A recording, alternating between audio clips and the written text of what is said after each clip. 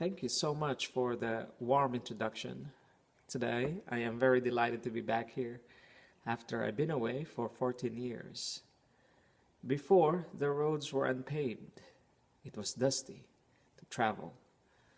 Now, the roads are cemented from Morsha to our beautiful campus. When I left, there were no fences. Now there are walls and even a beautiful gate that was built. There was no swimming pool when I left. Today, our students are enjoying the Olympic-sized swimming pool. Our school had prospered and progressed. Special thanks to our beloved president for leading this college towards many achievements and physical improvements. From the distance, I could still see Bacolod Sea from the soccer field where I used to sit, meditate, and contemplate on my future. Oh, I could still see the sugar cane plantation, and I could still smell the sugar cane. It has not changed. It is still sweet. I'm honored to be here and grateful to be chosen as your commencement speaker on this graduates your special day. Honored guests, our administrators, faculty and staff, our parents, our graduates, ladies and gentlemen, allow me to talk to you today about a simple chair, specifically my mother's chair. Her chair was a piece of furniture that was supported by 4 legs and have a back.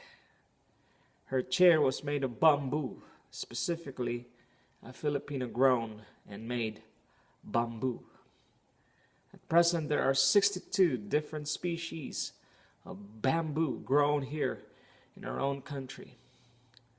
I will not speak about them today. The particular species of which my mother's chair is made of, unfortunately, I do not know what kind it is, but nonetheless, a bamboo chair. You see, there are 3 characteristics of a bamboo, there are many characteristics, of a bamboo, but I would like to just name 3. The first one is a bamboo is pliant. The second one is bamboo is durable. Third one is bamboo is very useful. My mother's chair was varnished to make it look flashy, shiny, and sexy.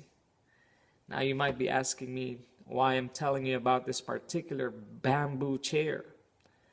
I have one reason, and please indulge me, your pure undivided attention as I narrate to you my story. When I was 10 years old, my mother would carry me to her bamboo chair.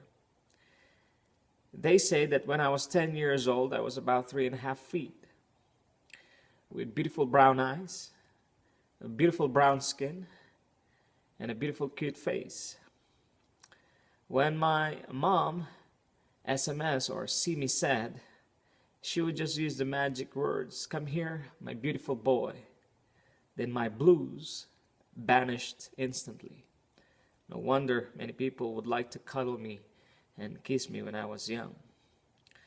I could just say I was tan and tantalizing way back then. Now, if you behold me long enough, I would say beauty lies in the eye of the beholder. She would put me on the chair and say, "Stand there and speak. This is your stage." You see, I do not know much English during that time, but every night during worship, my mother would open and read the Bible and ask me to memorize the 10 Commandments. And she loved to display her son on the bamboo chair. When I stood there in that bamboo chair, I had no other choice but to do as she would say, because the other bamboo is a stick. There were no child abuse laws in the Philippines back then. So I must do it or get a whipping. Therefore, I will just breeze through the 10 Commandments, and of course, in a shorter version. Looking back and reflecting, my mother used, in her best estimate, the best method to straighten me up, so to speak. My mother finished only a 2-year college education, but she was passionate about her faith in God and her desire for us kids to have an education. Whatever it takes, she would provide, and she would put me in that bamboo chair and ask me to stand there and speak, for this is your stage. Today, I would like to say that the chair you're sitting on right now, it may not be made of bamboo, it may be made of plastic.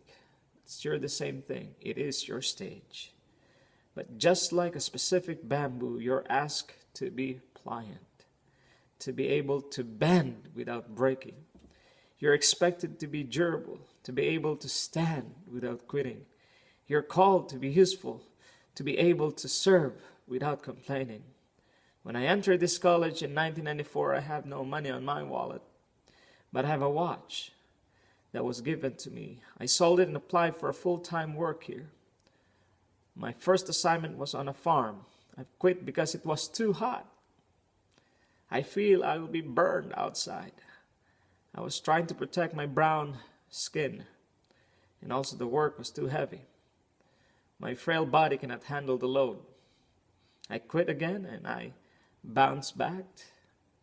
I counted and probably calculated I quit more than 10 times. But I felt that the Lord was calling me to finish my college education. It was embarrassing. My credibility was questioned. My future was in limbo. I do not know what to do.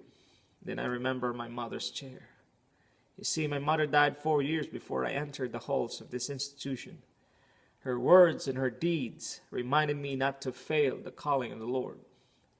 After 6 long years of toil, tears, and toughness, I finally graduated here with a degree of Bachelor of Theology. I used to tell myself that in order for me to get a scholarship, I need to excel academically and become an excellent student. I motivated myself. I pasted in my wallet the words, "Be the number one." The rest was history. My mother was not able to see my grades, my graduation, and even hold my diploma. But I remember her words in her chair. Stand there and speak. This is your stage. Finally, my dear graduates and fellow journeyman and journeywoman, do not forget the bamboo chair when you leave the portals of this institution. Be pliant, be durable, and be useful. When you're faced with a difficult task ahead, remember the bamboo chair. When you're in distress, remember the bamboo chair. When you are in a moment that you wanted to quit, remember the bamboo chair. Stand there and speak, for it is your stage. Be able to bend without breaking. Be able to stand without quitting. Be able to serve without complaining. Yes, you can only do these things if you have someone in your heart, soul, and might. And from the words of Paul, whom I admire as standing in his own bamboo chair, that someone is our Lord Jesus Christ. Paul says, I can do all things through Christ, who strengthens me. Philippians 4:13. Beloved graduates, behold the bamboo chair. Thank you for your time, and God bless you all.